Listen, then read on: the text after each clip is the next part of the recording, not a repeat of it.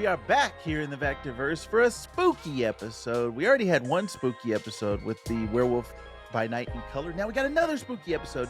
This time going to be comic focused. And I'm here with the spookiest cat in the land, Shoff. How you doing, Shoff? I'm good. I'm doing real good. Happy early Halloween to you, Vactor. Yes. Happy Halloween. And if you're watching this on Halloween, yeah, hey, you did it right. You won. We're talking all about Star Trek HOLO-WEEN. That's hollow like the holodeck. There was a 4-issue miniseries that IDW put out. So we will be talking all about that here today in the Vactor-Verse. And I think there's no one better to talk Star Trek than Captain Shoff of Treknopod, the most important Star Trek guest of all time. Shoff, he is. Yes. Yeah, we have a lot of experience with Trek.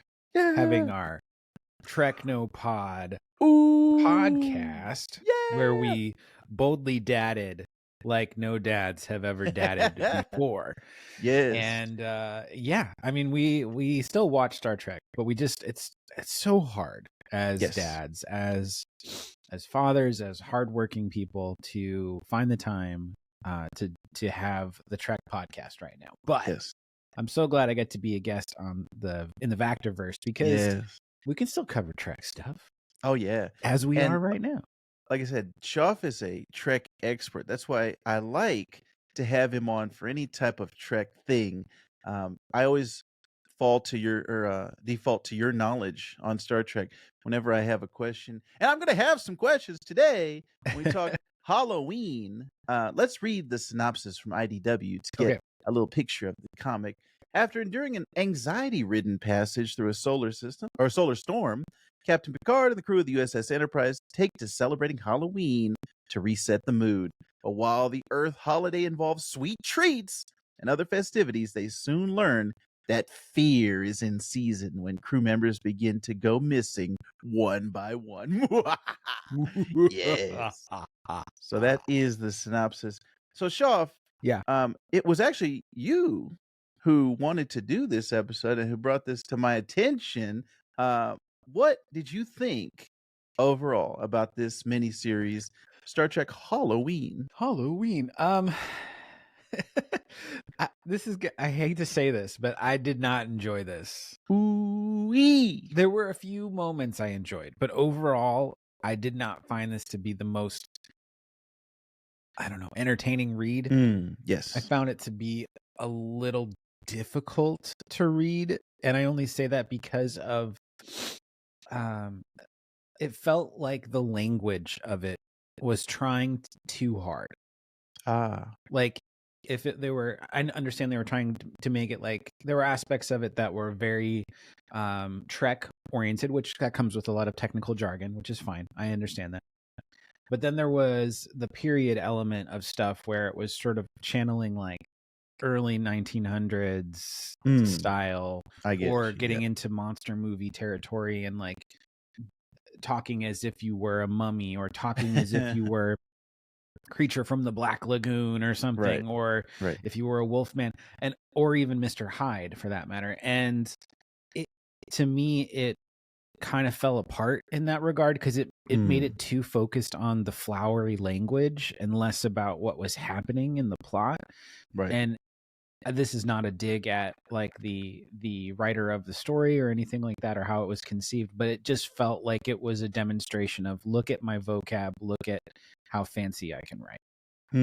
I hate to say that, but that's kind of what it comes across as, less about the story and more about look at how skilled a writer I am. Like all the words I know, like that, that to me is what I took away from it. And I really wanted to enjoy it, but for me, it was not a super fun read. First issue was probably the best of them. And then it just kind of proceeded to get very convoluted by the end of it. So I hate to be the person who didn't enjoy it, but I did not enjoy it. What about you? Well, I'm, I guess a little bit in the middle, a little bit of a mixed bag on this one. There's definitely some fun to be had with the characters of Next Generation dressing up as these classic Universal monsters and just the idea of bringing back these classic Trek villains and uh, it would be a fun episode, I think. But then I was also trying to place myself in the world of the show and saying, okay, if I saw Jean-Luc Picard dressing up and I saw all these actors dressing up, would it come across as corny to me or would it come across as fun? I guess it would depend on their performances also and their portrayals because we just recently saw an episode of Strange New Worlds where it was kind of like a play where they were all dressing up in like Victorian and like a Yeah. um, King Yeah. Arthur's, I think. And so there's a way that it can be done and not be corny, I think. It just, I guess it would depend on the performances for sure. But when I was Well, reading it, oh, go ahead. I was going to say, just to piggyback on what you're talking about, like, it's not necessarily uncommon even in TNG in Next Generation for with the holodecks, like when they meet Q and Q sends them to the holodeck and they're all dressed in like Robin Hood-esque attire, Oh, you right. know, like Yes, they're in yes, yes. tights and stuff, right? Right. So like it's not super weird that they're in costume and stuff, but this goes a step further because they're actually The dialogue. their minds have been sort of convinced that they are these characters, Right. not that just that they're dressing up. Right. And that is where it sort of falls apart for me because they adopt this different language that is Hmm. really honestly hard to even understand what they're saying or what they're indicating. And that's what takes me out of it. Plus, the villain, the antagonist of the story, Red Jack, also talks in kind of a unique way that doesn't really lend itself well to the language and the vernacular of the 24th century that's happening in Hmm. Next Generation. So it was a lot of like juxtapositions of how various, I guess, periods of people would talk, and that made for kind of a confusing story. Gotcha. Yeah, and what I meant by me falling in the middle was I I see a lot of your points, and there were things that I was kind of lacking of. Man, if it was hit a little bit harder, if there was a little bit more oomph behind the story and kept me going. Because as I was going from issue to issue, it wasn't necessarily like I was like, "Oh, I can't wait to see what happens in Right. the next issue." And for especially for a 4 issue miniseries, I felt like that should be grabbing me to come back every single issue. And this was also a weekly issue for October, leading up to Halloween. So it wasn't like you had to wait monthly. It wasn't a 4 month True. thing. It was all over October. So for me, it wasn't necessarily one that I was like, man, I just can't wait to get to the next issue. But the parts that I really enjoyed were art based.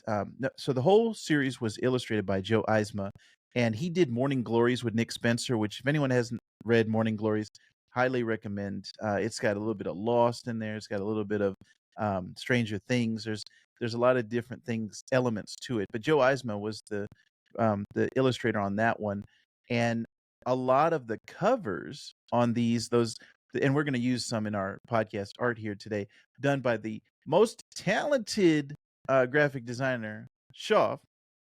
But we're going to use Francisco Francavilla's covers in our podcast art, and he's one of my favorite artists. You can look him up on Instagram, and he's always posting some type of a different franchise. But I really got into him when he had a run on Batman that was fantastic. Like anything that he was doing, he was knocking it out of the park. So I like a lot of the cover work that he did on here, and I like a lot of Joe Eisma's stuff.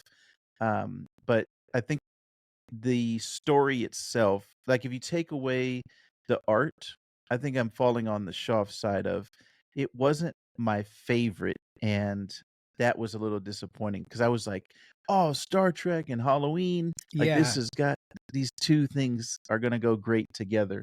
But they just did not connect for me as well as I wanted them to either. So I think we both are Yeah. in agreement on that. I'll say one of the things I did, or a couple of things I did like, is I liked that the entire 4-issue series was from the point of view of Deanna Troi. Yeah. who we don't normally get to hear a lot from.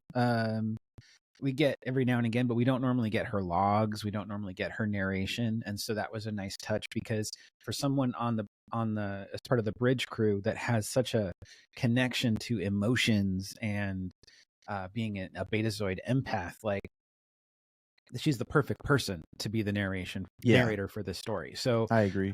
So really enjoyed that aspect of it. That worked very well. I liked the sprinklings of like the lore of TNG. So Red Jack is not just a villain they created for this comic book series. It's an established antagonist from way back in the TOS era. He was featured in the episode Wolf in the Fold. And he's also known as Red Jack, Jack the Ripper, and a few other names, but he's a non-humanoid life form that existed for centuries by journeying from planet to planet, mass murders. So like the in-universe explanation for Jack the Ripper is that this individual was being possessed by Red Jack. So like all the Jack the Ripper murders from the early century, like so I thought that was cool. It was cool. Yeah. And also Scotty was heavily featured in that episode as being possessed and being implicated in the murders of other people that were caused by Red Jack. And so to have him back was great, to see Scotty in his little shuttlecraft, and that makes sense too, because Scotty is alive in the TNG era. He was in a TNG episode. I think the episode's called Relics, if I'm not mistaken. And he was like trapped in like a Dyson sphere or something like that. I can't remember the details of the episode, but it was great to see him. It was great to see Armis, even though Armis was just like a illusion manifestation. Yeah, exactly. Right. But Armis killed Tasha Yar, so there was a lot of like deep personal attachment to that villain and the menace of that. Yeah, so that was really cool. So there were elements that really worked, and it was fun to see like Picard as Mr. Hyde, and Troy was the mummy, or the mummy's the bride, or was it Bride of Frankenstein? I thought she was a mummy, like a that sounds right, like a pharaoh or something like that. Right. And then Worf was the creature from the Black Lagoon. Yeah, I guess. Yeah. And then the Wolfman was Riker, which makes perfect sense. Yeah. Data was Frankenstein. Yep, Data was Frankenstein. Yeah. So that was all fun. Even Red Jack had possessed a Starfleet member named Block, Lieutenant Block, and he Borgified himself. So he was like half Borg too. So like instead of like knives, he's walking around with these like arm blades, and it reminded me of like T-1000 or something like that, you know, like but it was good. It was good. So there were elements that worked for me, and it was fun. I just think story-wise, it didn't need to be 4 issues. I think 2 would have been sufficient. Actually, I would have even, if it was a one shot, like you said, how that first issue was the strongest. Yeah. If they had even wrapped it up, like let's say make it a double-size issue and wrapped it up in that first and just be a Halloween one shot, that would have been fine for me as well. Yeah, I think you're right, because doing it weekly was the way to go if they're going to do a series, because that like dense dialogue would have made for a really tough thing on a monthly basis to come back to it and be like, I don't remember what the heck happened. You know, like you'd have to go back and reread. So and I think it's also kind of a victim of the timing. Like I said, in my mind, I'm comparing it to Strange New Worlds, which that episode, we had a ton of fun on that one. And then what's airing right now is Lower Decks. And there was a Badgie episode recently where Badgie came back and kind of took over, and it was splitting the Badgie personalities. Right. And not necessarily a Halloween, or they weren't dressing up or anything, but the villain coming back to take over. I got that vibe with Red Jack in the Halloween issues. And so I'm comparing it to the Badgie episode, and I'm like, I like the Badgie episode more.